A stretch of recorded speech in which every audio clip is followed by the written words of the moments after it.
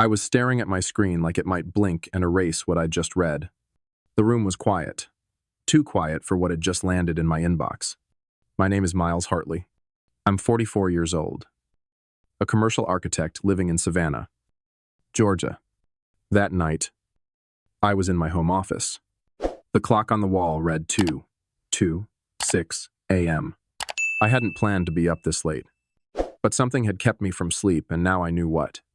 The email had come from Kendra, my wife of 12 years. Subject line: no subject. Timestamp: p.m. Arizona time. She was supposed to be at a yoga retreat. Instead, she was stealing from me. No greeting. No hi, Miles. Just a single sentence that hit like a brick. I've moved your inheritance into my personal account. It's better this way. Attached to that cold line was a photo. Blurry, but not blurry enough. Kendra. On a balcony. Sunset behind her. A glass of wine in her hand. Leaning in close to a man with a beard I didn't recognize. And smiling a smile I hadn't seen in years. Not for me. Anyway, it wasn't just the theft. It was the smile. That was what gutted me. I closed the laptop gently, like slamming it might change anything. Walked into the kitchen, poured myself a glass of water, stood in front of the sliding glass door and stared out at the backyard. 3 summers ago, we'd redesigned that space together. I laid the stone path. She planted hydrangeas along the edges.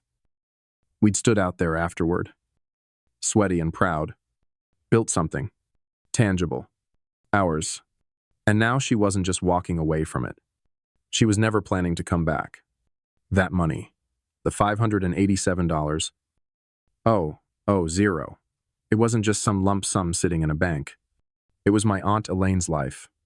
It was her working double shifts as a nurse so I could go to college.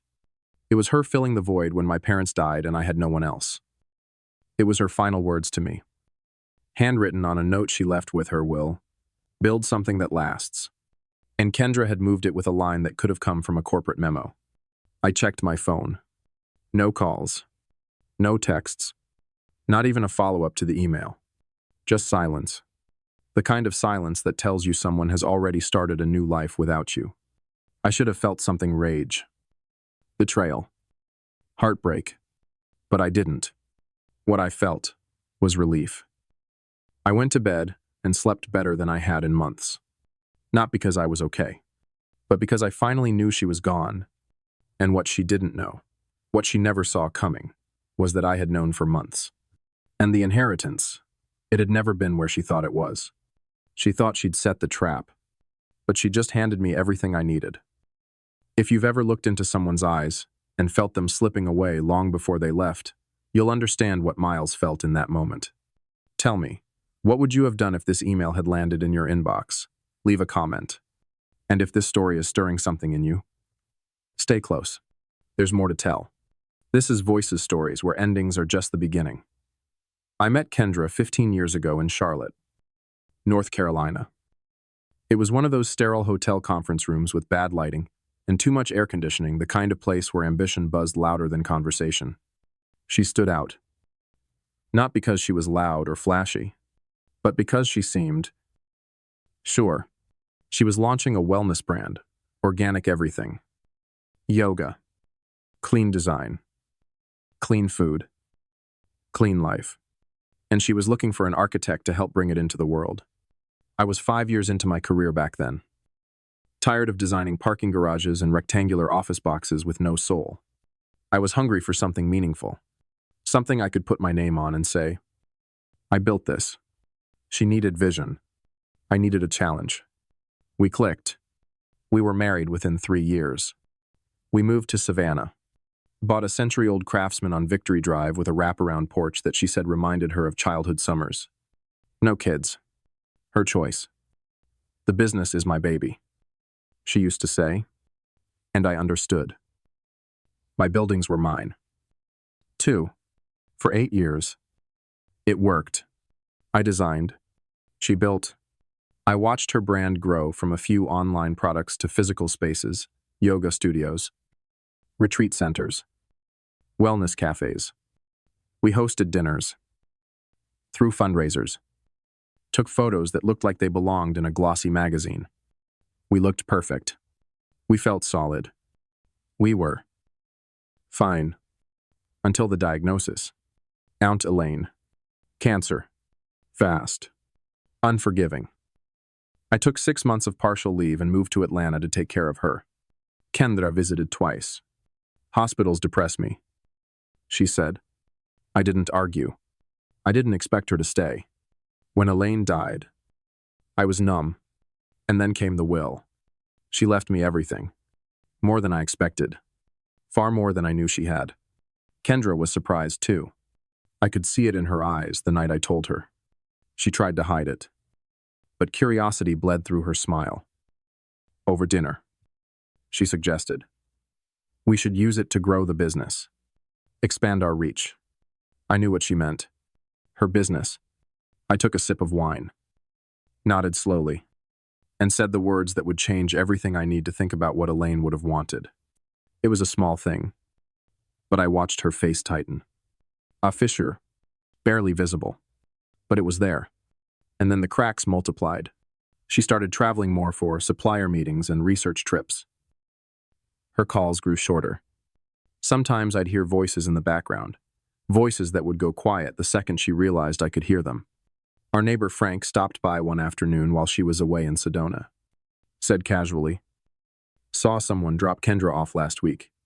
Thought you were out of town." I had been. Boston. 3 days. I thanked him for the banana bread his wife had sent over. Didn't ask anything else. But I remembered. Because when trust begins to slip, your memory becomes razor sharp. I didn't say anything to Frank that day. But his comment stayed with me, quietly gnawing at the edge of my attention. That night, he sat at our dining table. Alone. The seat across from me was empty again. Kendra had texted, running late. Long meeting with a supplier. Might stay overnight. Love you. I stared at the message for a moment before putting my phone down. The words looked familiar. Almost rehearsed. Like they'd been copied and pasted. I took a bite of reheated pasta. Barely tasted it. Then walked outside into the backyard. Hoping the cool air might settle my thoughts.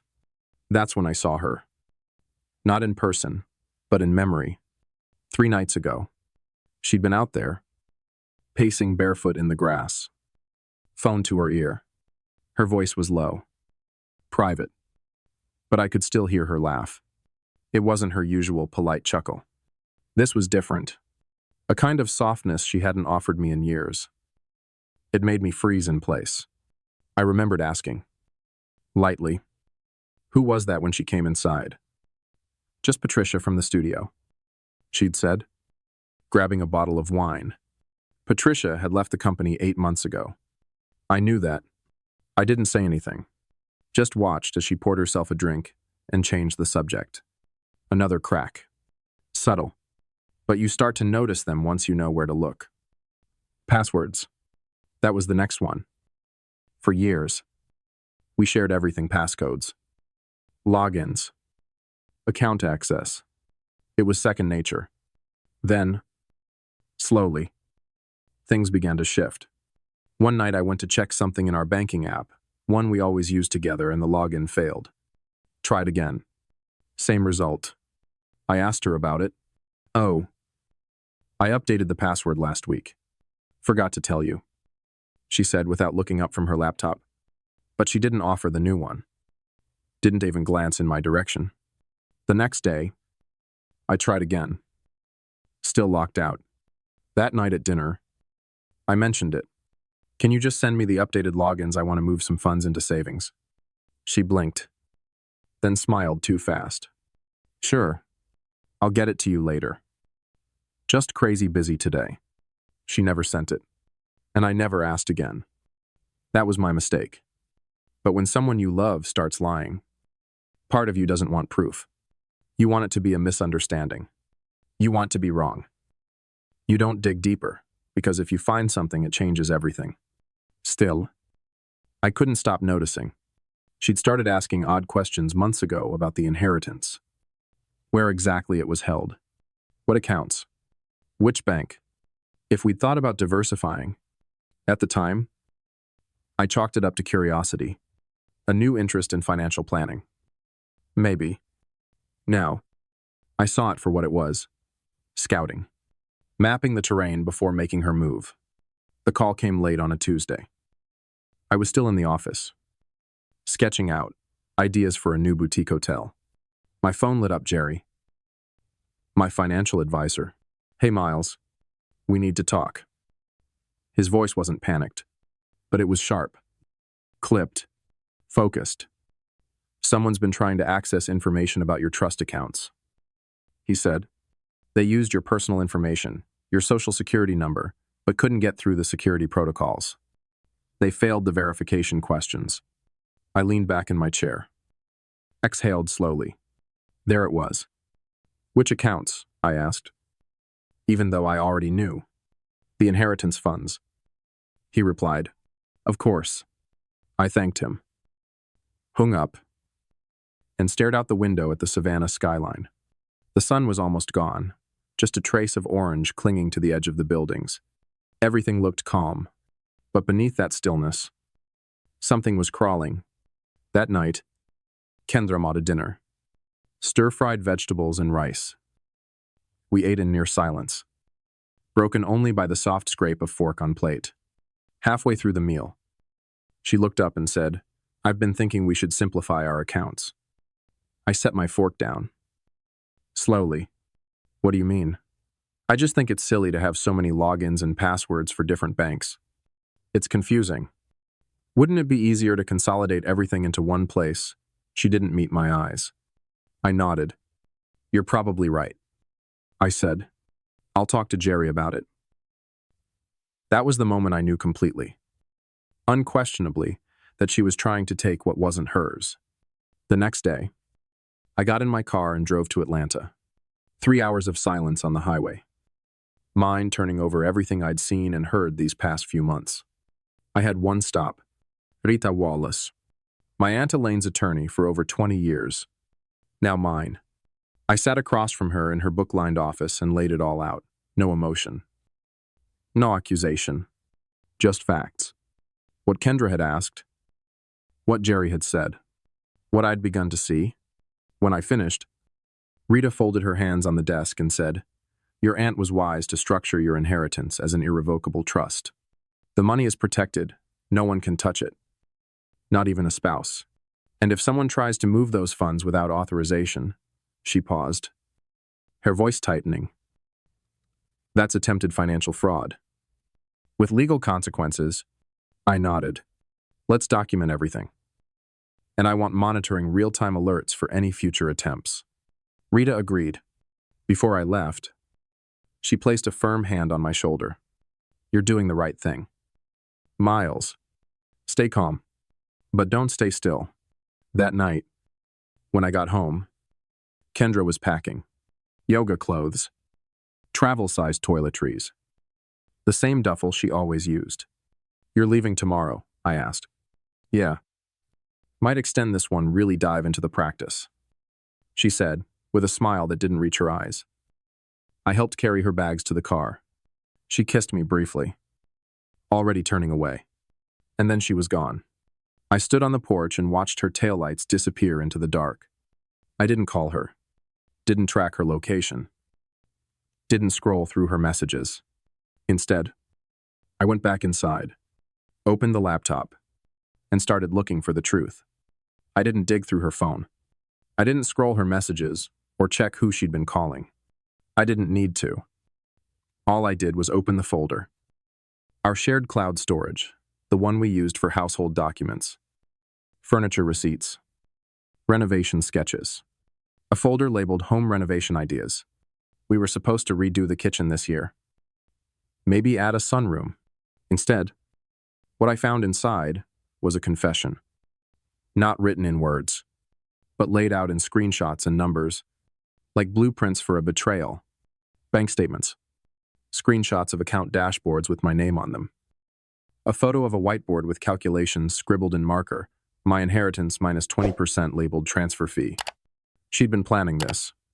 There were notes about transfer protocols, routing numbers, Even annotations in the margins about timing and account quiet periods.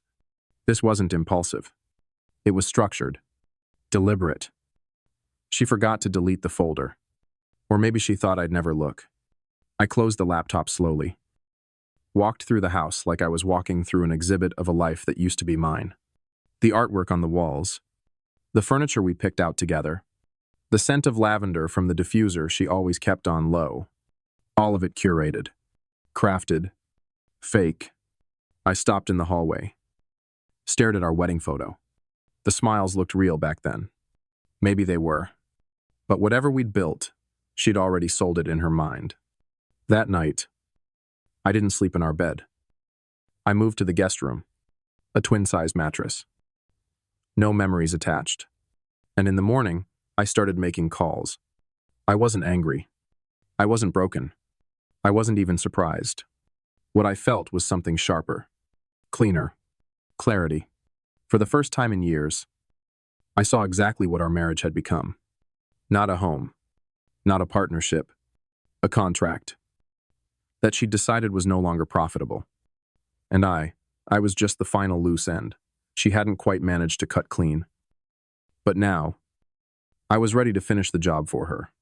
Sometimes the truth doesn't scream, it sits quietly. In the folder, someone forgot to erase. Have you ever found something you weren't supposed to see? Share your story in the comments. This is Voices Stories. And every truth we tell uncovers another. After 5 days of silence, her email came, the one that was meant to be final. But it was already too late. I'd spent those 5 days preparing quietly, carefully, lining everything up. No rage, no drama, just order. When her message arrived, I've moved your inheritance into my personal account. It's better this way. I didn't react. I waited exactly 24 hours. Then I made my first move. I forwarded the email to Jerry and Rita. Subject line: documentation requested. No explanation needed. They both replied within minutes: confirmation received. Then I made the call I'd been rehearsing in my head for weeks. Thomas Webb, a divorce attorney. Rita had recommended him long ago, just in case. She said, back when this was only a maybe. His assistant scheduled me for that same afternoon. By noon, Kendra had texted, "Did you get my email?" I replied, "Yes."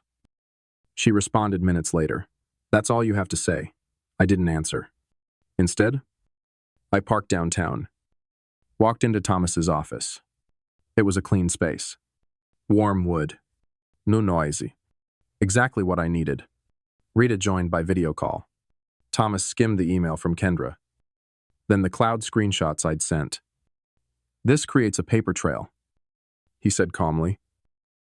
"Multiple things work in your favor. The inheritance was never commingled. It's in a protected trust. And she's now made an attempt to access it. Plus, she admitted it in writing." I nodded. "So what's the next step?" "File immediately. Divorce based on financial misconduct.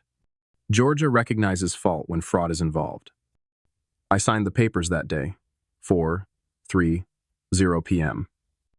Pen to paper. No hesitation. The phone rang just as I stepped back out into the afternoon sun. "Kendra," I answered. She didn't bother with a greeting. "You're being childish." Her voice was sharp, but her words were off balance. "This doesn't have to be difficult," she added. "I agree," I said. "So let's be adults about it. The money is already moved. Fighting it will only waste time and rack up legal fees." I asked calmly. "Where are you staying?" She paused, thrown off. "Why does that matter? Just curious where home is now." I replied, "Miles. Focus. We need to talk about financial arrangements. My lawyer is drafting the settlement now." "Who's your lawyer?" "David Lawrence. He's already reviewing everything." I wrote the name down. "That's helpful." "Thank you." She went quiet. Then asked, "Are you even listening?" "Yes. I just don't see the point in repeating ourselves." Another pause. Then, softer, "It's for the best. You know, we've been drifting for years. This way is cleaner." You're right, I said. Cleaner is better.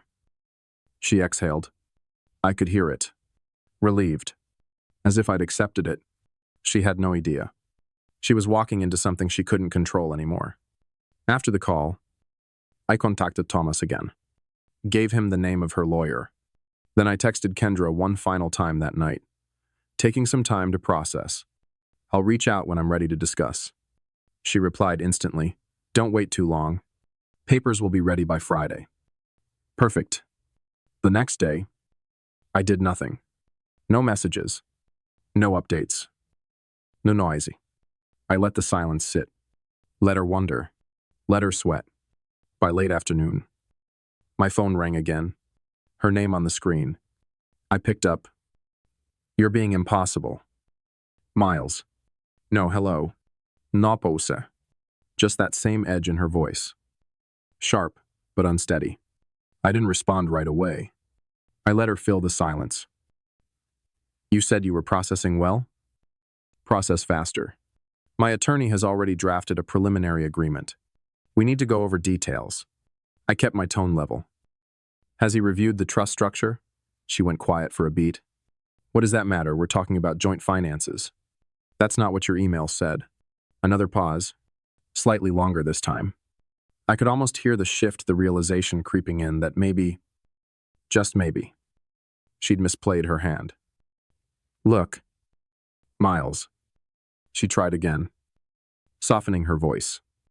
I was emotional. I didn't mean for it to come out that way. I was just hurt. Hurt. I almost laughed. But I didn't. Instead, I asked, you were hurt, so you tried to take nearly $600. Zero from a protected trust in my name. It wasn't like that. You're twisting it. I'm quoting you. Her voice tightened. Why are you doing this? Doing what? Punishing me. I took a slow breath. I'm not punishing you. Kendra. I'm protecting what was never yours to begin with. You think this is all black and white? But it's not. You don't understand how lonely I've felt. How disconnected we've been. You were always gone, Atlanta. Work. Your projects. What did you expect me to do? There it was. The shift from denial to justification. So your answer was to lie, to manipulate access to accounts, to draft a plan like this was some kind of business transaction. It wasn't supposed to get this far. But it did. Another silence. Heavier this time. Then, quietly, so what happens now? I paused. Now, we do this the right way. With attorneys. With paperwork. With clarity. You don't have to be so cold. No, I said gently. I'm being precise. Is this really what you want? I let that hang in the air. Then I said, it's what you started. And hung up. The next morning, I went to Brightstone Bank. It was the same place where Kendra and I had opened our first joint account, refinanced the mortgage, signed off on furniture loans, familiar walls, familiar faces. But everything felt different now. Colder. Like I was walking through the shell of something that used to be alive. Harold, the branch manager, greeted me with a smile. He probably assumed was still appropriate. I need to review activity on all joint accounts from the last 6 months. I said, skipping pleasantries. He didn't ask questions, just nodded and led me into his office. The screen lit up. Rows of transactions scrolled past. His face shifted. There have been significant withdrawals. He said quietly. How significant? He turned the monitor toward me. Numbers. Dates. Namas Perston didn't recognize. It started small, $2. Zero here. San. 500 there. Then escalated. Sirar. Ling. Shizhou. Ling. The last one, $47. Ling. 2 weeks ago, all of it transferred from our joint account to another I didn't recognize. That account, I said, pointing at the receiving number. Is it also at Brightstone? Harold checked. No. External. Northern Lakes Credit Union. Never heard of it? Can you print me a full transaction history for the last 6 months? While the printer churned to life. I sat back and let the numbers sink in. Ibai Tishaba. Oh, 0 in total. Withdrawn under both our names. But only one of us had been logging in. Only one of us had known. When the printout was done, Harold handed it over. I thanked him and left. Outside, the air felt heavier. Not just from what I'd seen, but from what it confirmed. She wasn't just preparing to leave. She'd already left. Piece by piece. Dollar by dollar. Life by life. She'd been building a new one somewhere else. And I was just the last piece she needed to break off. By the time I reached my car, my phone buzzed. Text from Thomas. Lawrence requesting urgent meeting. Tone has changed. Of course it had. They'd finally seen the truth. Not just what she tried to take, but what she'd already taken. That afternoon, Thomas delivered a package. It wasn't wrapped with malice, just precision. Like a blueprint, like an architect would do it. Inside copies of the trust access logs. Banking records showing the systematic withdrawals from our joint accounts. A notarized statement from our neighbor. Frank confirming a man had visited the house multiple times while I was away. Lease documents for an apartment in Scottsdale. Screenshots from Kendra's cloud folder. Photos of whiteboards. Scribbled calculations. Notes titled, Transfer Steps. All of it organized. Undeniable. Thomas sent the package directly to David Lawrence's office. No threats. No theatrics. Just facts. By 5:00 p.m. He received a call. He's seen enough. Thomas told me after hanging up. Lawrence wants to discuss settlement. Of course he did. The image was too clear now. Kendra hadn't just made a mistake. She had built a strategy. Lied. Took. And planned for more. What's the offer? I asked. A clean split. She keeps what she's already taken. You keep the rest, including the house. The full inheritance. No further claims from her side. I didn't even blink. Counter. What do you want? She returns half of what she withdrew from the joint account. Bashadio. 275. She signs a non-disclosure agreement. I don't pursue fraud charges. Thomas raised an eyebrow. You could get more. You know. A lot more. I don't want more. I said. I want done. And that was the truth? I didn't need revenge. I needed closure. Monday morning. What should have been an emergency hearing turned into something quieter, cleaner. Thomas was already waiting at the courthouse when Kendra and her attorney arrived. No courtroom. No judge. No spotlight. Just a consultation room with glass walls and a silence that hung thick between us. I didn't go in immediately. I watched through the glass as Thomas handed Barnes the settlement agreement. Then the evidence file. It was thick. Photographs. Statements. Screenshots. Paper trails that didn't lie. I saw Kendra's face change. From confidence, to surprise, to disbelief. And finally, to something close to defeat. She glanced toward me once, just for a second. Then quickly looked away. Barnes leaned in. Whispered something. She nodded. Slow. 10 minutes later. They entered the room where I was waiting. Barnes spoke first. My client accepts the terms. Thomas slid the agreement across the table. Kendra picked up the pen. No hesitation. New questions. She signed.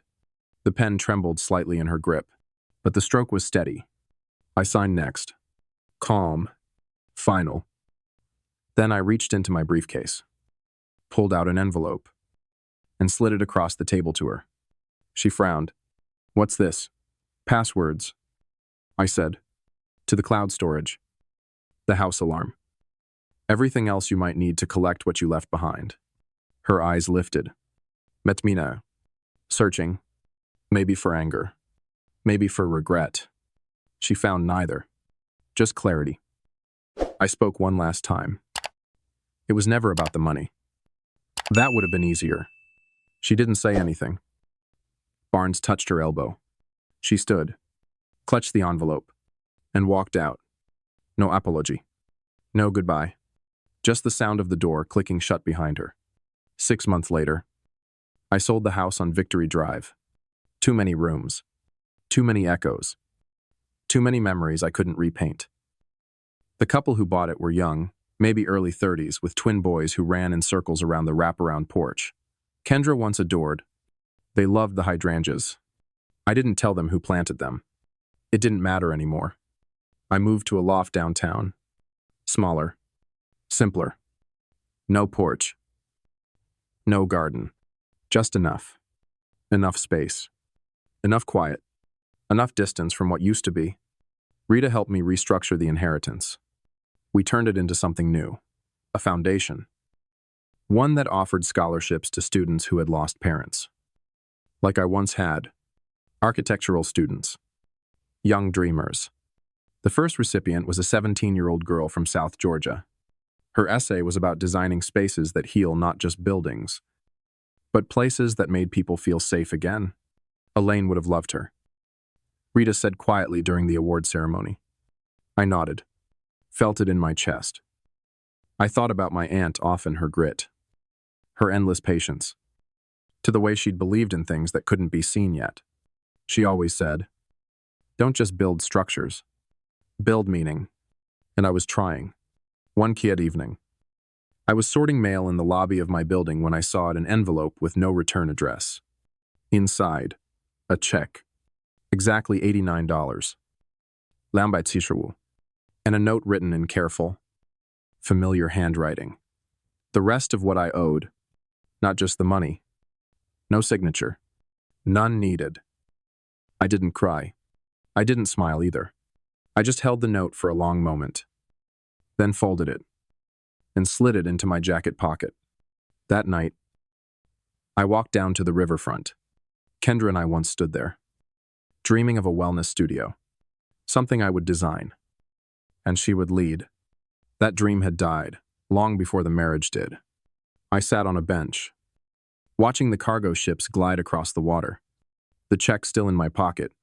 Tomorrow, I would deposit it into the foundation. Another scholarship, another life, another chance to build something that might last. That evening, I got a text from Jerry. Dinner still on for 7, bringing that architect I mentioned.